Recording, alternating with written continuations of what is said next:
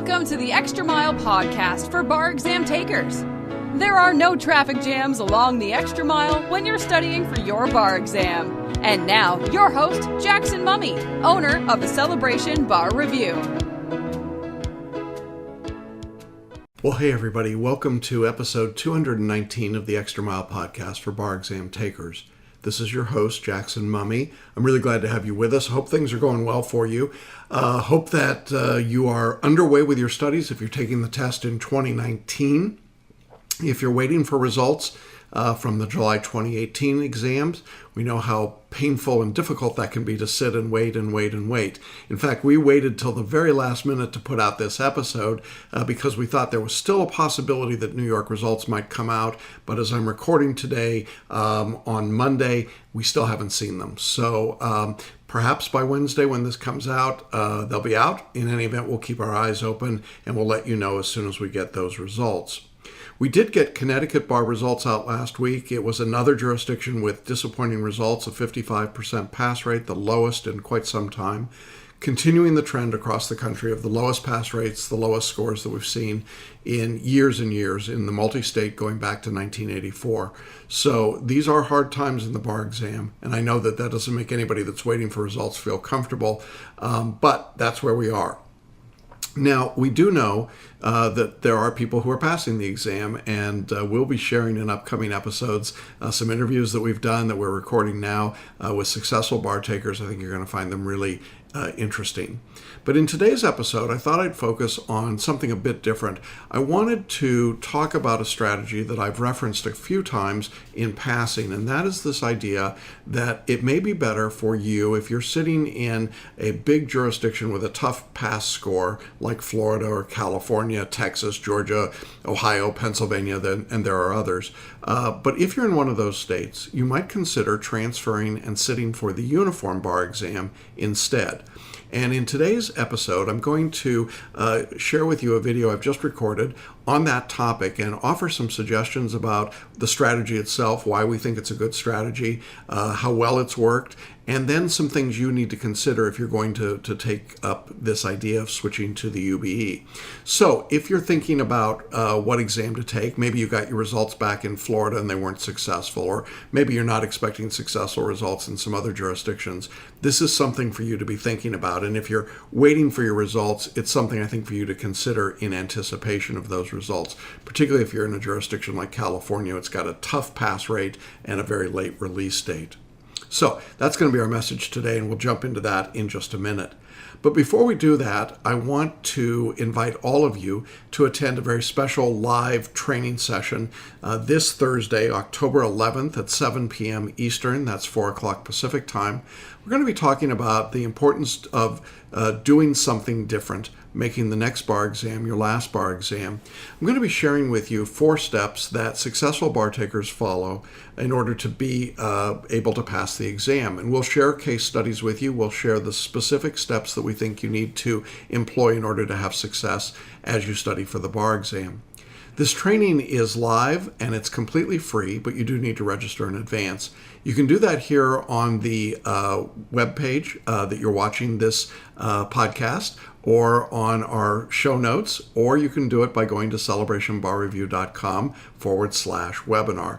And I hope you'll join us. It's easy to jump on and free to join the call, and we'd love to have you with us. There's also an on-demand version of the same material. You'll see that option when you go to register. If you prefer to schedule your own time to watch, it's not live, but obviously same material. You're welcome to use the on-demand version. So, hope we'll see you Thursday live, 7 p.m. Eastern. That's Thursday the 11th. Now, I mentioned that you could find that link here in the show notes, and then I realized, of course, I hadn't told you that you could watch this podcast on video, or you can listen to it on audio. If you'd like to watch the video version, go to celebrationbarreview.com/219. That's the episode number. If you'd like to listen to the podcast, well, maybe you're already doing that, but if you're watching and you'd rather listen, you can go to Apple iTunes or iHeartRadio or Spotify or any place the podcasts are syndicated, and you'll find it. And we do have all of our old episodes going all the way back to episode number 1 on our website, go to celebrationbarreview.com, click on the button for podcasts, and all of the show notes and episodes are there for you. Check it out. There's a lot of great material. So, lots of ways that you can get your podcasts from us and your information. And if this is your first time on the podcast with us, we're glad you're here. We appreciate it. We hope you'll find it useful. We come to you every week talking about all things bar exam related. Well, I'm excited to jump into this content we've got to share with you today about why you should switch to the UBE. I think you're going to find it provocative and interesting and a really great strategy, so I want to share that with you now. As the bar exam gets tougher and tougher and pass rates go lower and lower, I think it's becoming more important to people to start thinking about different strategies, different approaches to how they want to get into the exam and become a member of the bar, any bar, so that they can begin to start the next phase of their life to begin to actually practice law. Over the past few years, we've been working with a strategy that's had increasing success. In fact, it's had almost near universal success. And I'm really excited about it. And I wanted to just lay it out a little more formally because I keep getting asked about our feelings and suggestions about this. And essentially, the strategy is this.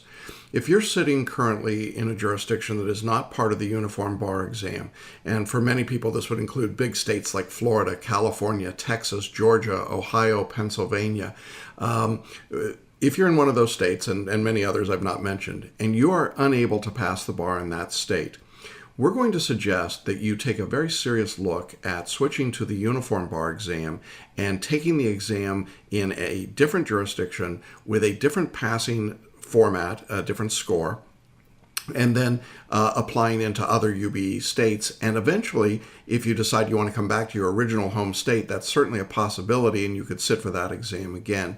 But the idea here is to simply get you over the hurdle, to get you barred somewhere, because quite frankly, there's a huge disparity right now in the passing scores between the UBE jurisdictions, at least some of them, and some of these standalone states. So in this video, what I want to do is walk through three guidelines that we have for you about how to do that process, to explain a little bit about why we're implementing or suggesting this strategy, and to give you some case studies of where it's working for other people or where it has worked for other people. So let me begin, I guess, with explaining why would you think about this strategy in the first place. And the answer is really pretty obvious.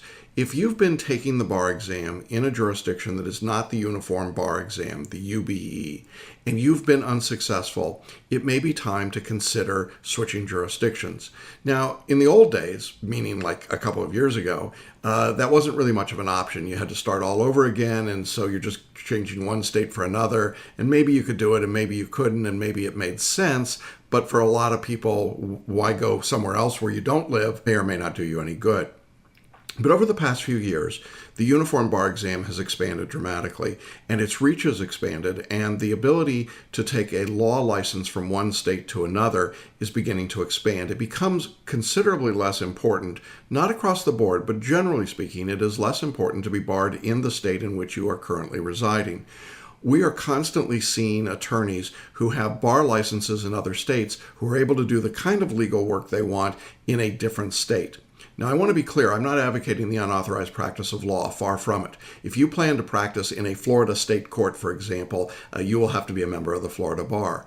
But there are a lot of Florida jobs available to barred attorneys in other states, and I think it's important to recognize this as a beginning point of your strategy. Now, one way that I think is important, and one of the reasons to think about this strategy, is simply to recognize how the exams are scored and the difference in the passing rates or the threshold number. We call this in bar review the cut score. And essentially the cut score is where do you pass and where do you fail. Well, if we're taking Florida as an example, Florida requires a scaled score of 136 out of a 200-point scale, and it has to be an accumulation or an average of your multi-state scaled score on 200 points and a written score on a 200 point score. Scale score. There you go. All right.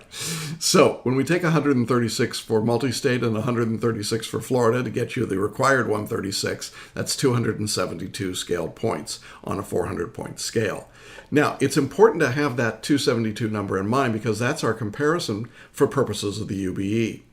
California is an even more stark example. In California, you need a 1440, but actually that translates out using our same 400-point scale to a 288. 144 on the written portion, 144 on the multi-state. And you might be going, whoa, 144 multi-state. Yeah, that's right. It's a huge number. So when you take the 288 in California and you compare it to a 272 in Florida, Florida looks pretty good, doesn't it? But really, it gets even better because in the UBE, there are jurisdictions that will accept you with a score of 260, 260. Now, if you're sitting in Texas or Georgia, two other states that we prepare students for, that cut score is 270. So you can see that there's a big disparity in these different states. And unless you are a California student who is allowed only to sit for the California exam because of where you went to law school, it is worthwhile to consider moving out of one of these other jurisdictions, Florida, Texas, Georgia, California. The same would be true for Pennsylvania, Ohio, and other states. And considering switching over to the UBE. That's the basis of the strategy. Once you've switched over to the new jurisdiction and you've taken past that jurisdiction, you are then barred. You're licensed somewhere else. Now, the question is, what do you do with your bar license in another state or from another state? And the answer is you might choose to move there, but maybe you keep your bar license and you start doing work in your home state, or maybe you just take that confidence boost and you come back to your home state and you sit for the exam. There's also a weird little feature, particularly in Florida right now, that says that if you got better than a 136 on your scaled MBE in another state, you can import that MBE score into Florida and only sit for the Florida day of the exam.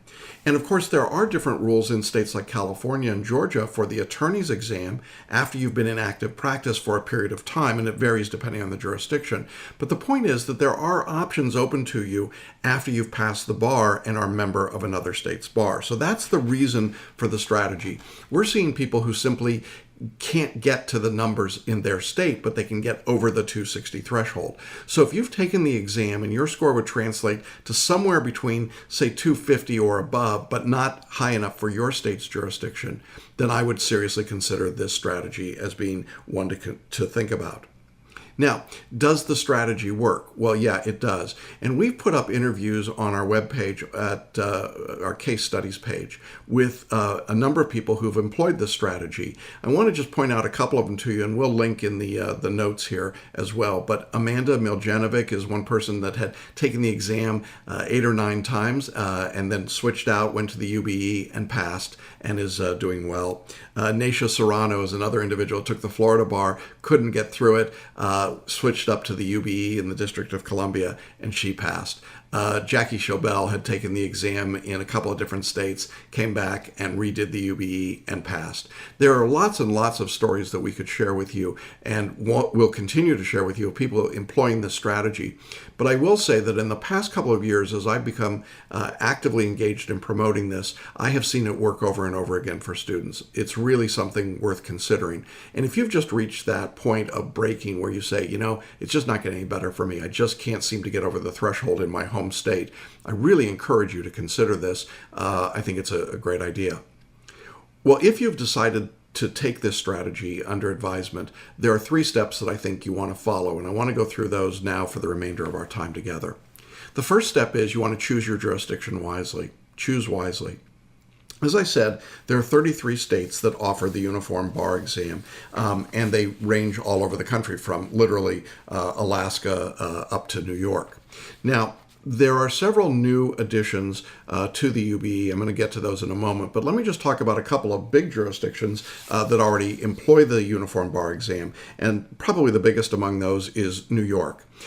If you are planning to take the New York bar exam, if you're a foreign trained attorney, if you've been taking the exam in California as a foreign trained attorney, or in Texas or in Georgia, don't. Go to New York and take the UBE instead. It's a much easier test and a much more passable test. The passing scaled score in New York for the UBE is 266. A couple of other large jurisdictions worth considering are Illinois. It's a new jurisdiction coming on board, but New Jersey is another UBE jurisdiction, as well as Colorado. I'm trying to think of big jurisdictions. Those are some of the larger ones. Tends to be a lot of small states. And that's one of the things to keep in mind. But New York, New Jersey, D.C. are all part of the UBE. Massachusetts just came online to the UBE this year, so that's another big jurisdiction. Now, in addition to those states that I've just mentioned, as I said, Illinois is coming online to the UBE. Maryland is adding the test in 2019. Tennessee is coming online, North Carolina, and Rhode Island. So there are lots and lots of states out there. Now, does it matter which state you go to sit for the exam? And the honest answer is no, it really doesn't matter. Take the test where it's convenient for you geographically. If you don't live in any UBE state, pick the jurisdiction you'd like to go to. Does that mean that you should definitely go up to New York?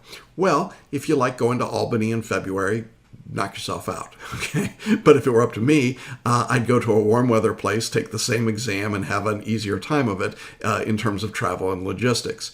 There are lots of locations that are small jurisdictions, places like New Mexico, South Carolina, even Wyoming, God forbid. There are many places you could go where you could have a quiet, small, much more intimate experience than you would be having in a big state like Illinois or New York or New Jersey. A lot of people like to go to the DC exam. The DC exam, I will just tell you, is a strange thing. It is run in its own very idiosyncratic way, but it's a small test, and there's a certain comfort about that, I think, for people. But it's a little quirky. I think that's the best thing I can tell you. So in any event, part of what you want to think about is how difficult will the process be of getting through character and fitness in that state, because you are applying for that state's exam, even though that may not be the state you care about at all. So it's one of the things you want to consider when it gets to choosing your jurisdiction. And I'll talk about that more in a moment in our second point. But obviously, one of the things you want to consider is what's the cut score, the passing score in this UBE jurisdiction. I think that it's obviously useful to try and sit in a jurisdiction where you would hope that you would pass based on their cut score. You would be admitted because you've done the character and fitness. That's the easiest route to bar licensure. So one of the things you want to do is to look at the charts that tell you what the passing scores are. Now, let me identify the 5 jurisdictions currently with the lowest required cut score. That's a 260, 260. And those 5 states are Alabama, Minnesota, Missouri, New Mexico, and North Dakota. Kind of an interesting eclectic mix, but those are the 5. Does that mean you should only sit in those 5 states? No, not at all. But if you're close to Missouri, if you're in Texas, for example, that might not be a bad idea to take the Missouri test. If you're up in the middle of the country, maybe you want to not take the Illinois exam. It's a little too big for you. Minnesota would be a place to go. If you're in the Southeast, Alabama, nice small location. And New Mexico has always been one of my favorites. It's a small test and a very friendly bar examiner group of people. North Dakota, I don't know about North Dakota. I've heard weird things about North Dakota, so I can't really tell you.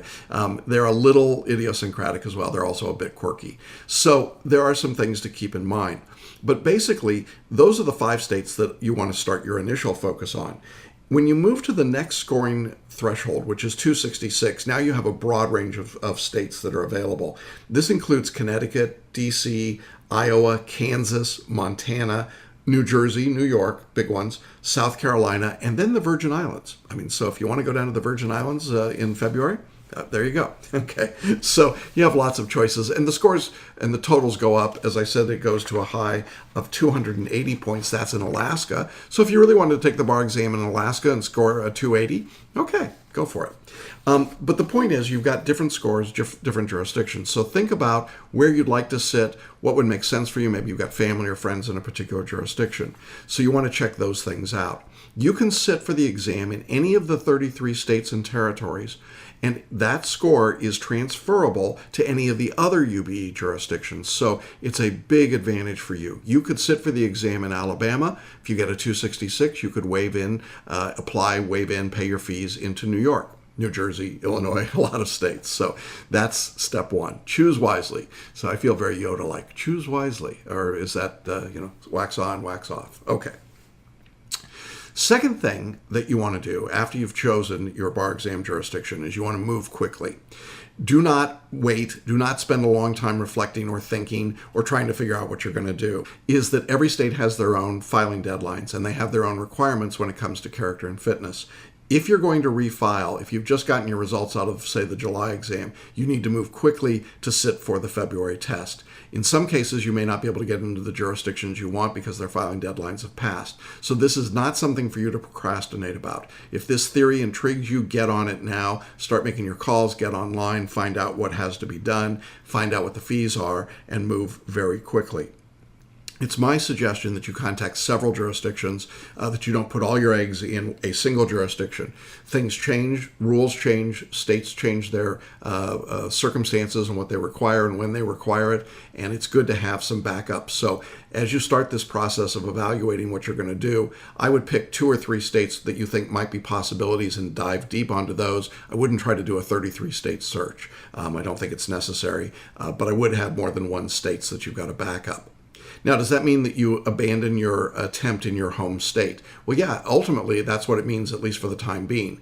Some states will let your application remain in process without actively taking the exam for a year or 2. Others will pull you out of their process pretty quickly. So you want to know those rules as well and find out what's involved. If you've taken, for example, the Florida exam and passed part of it, Part A or Part B, but not the other, well, you may not want to take this strategy in place right now. It might be better for you to keep working on that remaining section and pass that. But you want to be looking at these rules, and you want to see, can I take my scores from my home state, any part of them, and transfer them into your jurisdiction? In general, in the UBE, the answer is going to be no. But again, every state is a little different, and you want to follow those rules and find out. The other reason that I want you to move quickly is that I think it makes a difference to type your answers rather than to handwrite. You'll need to file early in almost every jurisdiction, or earlier if you want to word process your exams rather than handwrite them. So time is of the essence all the way around. Now, if you are just thinking to yourself, oh my God, another character and fitness check, all of that, I realize that that's a big hurdle. However, if you've got copies of your current character and fitness check, and I'm sure you do, really it's mostly a matter of copying and sending that same material. So it's not as burdensome as you might expect. Very few states are as tough as Florida, for example, on character and fitness. So I think you'd find the process easier in most jurisdictions than what you might be going through in a state like Florida or California or Texas. So some things to just keep in mind. So step 1 was choose wisely. Step 2, move quickly. Do not wait, or you'll be sitting out an exam. And time is really important here because the length of time in which these exam results can be transferred has a freshness date to it. So you want to move relatively quickly. And then the third suggestion I would make for you is to start fresh. The exam for the uniform bar is not state specific. There is no state law tested. This has been a real source of confusion, particularly to New York bar takers, who are convinced that because it's in New York, it must be New York law. It is not. The same test is given in Alabama that's given in New York. Same order, same essays, same performance tests. But having said that, it is a completely different exam than what you've done before. Many of you have taken an exam, but never a performance test. Many of you have taken state-specific essays, but nothing that's generic. A few of you have been in states that had the multi-state essay exam. That is part of what is now the UBE. It's the essay part. And so you're more familiar with the 30-minute generic kind of question. But it is different than a 1-hour essay or a 45-minute essay. And you're going to be starting fresh. You need a fresh approach to your study, a fresh approach to your learning. There's a subgroup of people, however, for whom this is even more important. Let's say that you've been taking the bar exam in North Carolina and you failed it a couple times. And now, coming up, it's suddenly a UBE jurisdiction. Well, great. You get to stay in the same state, take the test again, but now it's moved to you. It's actually taken this strategy in effect. So what do you do with all your North Carolina bar study books? The answer is you throw them away, you burn them, you recycle them. They are of no value to you whatsoever. The test is not state specific. I'll keep saying it, but it's really hard to get through to people. The test will have no state law in it, even if it was previously a state specific exam. So in Maryland, in Illinois, in North Carolina, in Tennessee, in Rhode Island, all of those jurisdictions, you are moving to a completely different test. It's as though you moved across the country to take a brand new exam. Do not study for it the way you did before. Now, I've had some people ask me, well, how will they grade the essays? Won't it be the same graders? And the answer is probably yes, it'll be the same graders, but they will now have a new rubric called a grader point sheet. In our course, we provide you with the license questions, the essays, performance tests, and MBEs. And for the essays and performance tests, we also include the grader point sheets. This is the direction given to the graders as to how to evaluate the written work that comes to them. And even if the graders, let's say in your state, have been grading a certain way in the state exam, they are now going to be directed differently for the purposes of the essays and the performance tests on the UBE. And this is important to recognize. It means that your writing style might have to change. The format of your writing might have to change.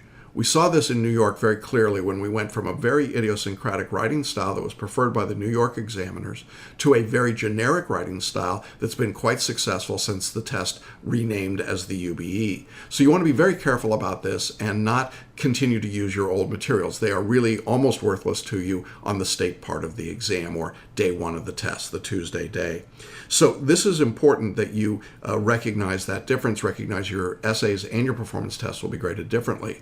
For some of you, performance tests will be brand new and you're going to need preparation for that. It's a completely different part of the exam and it takes up a total of 3 hours of the test day. So it's a big part of the test worth extra points relative to the essays. So you want to make sure that you are prepared for that.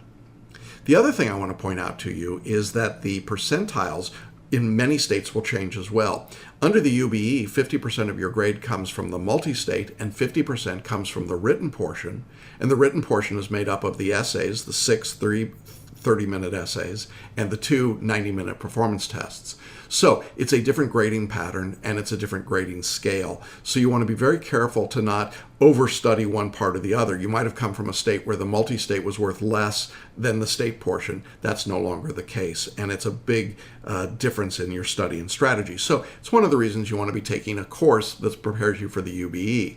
Now, we've been very fortunate. We've been teaching UBE since it was first introduced back in 2011. So it's not new to us, even if it's new to you. And our course includes all of the licensed essays, all of the licensed MPTs, 2,100 multi-state license questions, and the right approach to writing essays and performance tests, taking the MBEs that works for people and helps them to be successful. But I think it's really important that you start fresh. Don't try to redo what you've done before. Don't take your Florida study and try and put it into Alabama. It won't work. Don't take your California studies and try and put them into Minnesota. It won't work. This is a different test, graded differently, scored differently, evaluated differently, and it's got to be prepared for differently. And I think that's an important piece to keep in mind. Well, that's the strategy in short. Find a UBE jurisdiction, settle in, put in your application, start preparing right away. You're going to need, in our experience, about 250 to 300 hours of study to get ready for the UBE. Take a qualified UBE course like ours. We're not the only ones out there, to be sure, but we've been teaching it longer than anybody, and we've got a terrific track record of success. And I think we've got an even better track record working with people who have taken the exams in other states and not been successful. And I think it's really important to recognize that there's an emotional component to this, and there's a sense of new hope and optimism that comes when you switch. We've had some great stories. One of the ones I love the most comes from Andrew DeMasters. He came to us having failed the New York bar in its old iteration. We switched him to the UBE. He passed, was able to wave his score in, then came back to New York under the UBE, passed again, and is now practicing. And it's a great story in our case studies videos. But Andrew's been a wonderful example of somebody who just got the momentum he needed by switching into the UBE, and it's supercharged his career and his licensure. He's licensed a bunch of places now. And I think that that's the approach that you can take if you want it. And I really encourage you, if you've been discouraged about what's been happening for you in the bar exam, this is a really interesting approach that we're seeing wonderful success with, and I hope you'll consider it. If you'd like to know more about it, feel free to contact us. You can go to our website, or you can set up a consultation with me, and we'll put the link in the notes to this video as well. And we'd love to talk with you about it, because we do think it's a great way to be successful on the test. So good luck to you. I hope you find your wonderful state on the UBE, and that it turns out to be a winning strategy for you. Episode for today. I hope you found this strategy interesting. Hope you consider it if you've been thinking that maybe you want to get out of a state like Florida or California. This is a great way to do it, and look forward to talking with you. Want to put a link on the show notes here. If you would like to talk with me about this strategy, there's a link that you can use to schedule a free conference with me, and I'd be glad to talk with you about it. Also want to let you know that we've got lots of case studies of successful people who've used this strategy, and we're going to put that link in the show notes as well. So check those two things out. And then, of course, I hope we'll see you this Thursday night at 7 p.m. Eastern Time for our live free training, Do Something Different, Make the Next Bar Exam Your Last Bar Exam. Make sure that you register in advance. You can do that by going to celebrationbarreview.com/webinar, and then we'll see you live there. Lots of great information and a live Q&A when we're done, so I think you'll find that really helpful. Well, again, for those of you waiting for your bar results, New York, Texas, the next two states up, we expect, big states. Good luck to you. We hope the results are favorable, and we will be back to you as soon as we get that information. And next week, we've got a great interview coming up with a successful Florida bar taker, so I know you're going to want to stick around for that. Hope everybody has a great week. We'll see you along the extra mile next week and on the pass list. Thanks, everybody. Bye-bye. Thanks for listening to the Extra Mile podcast for bar exam takers at www.celebrationbarreview.com.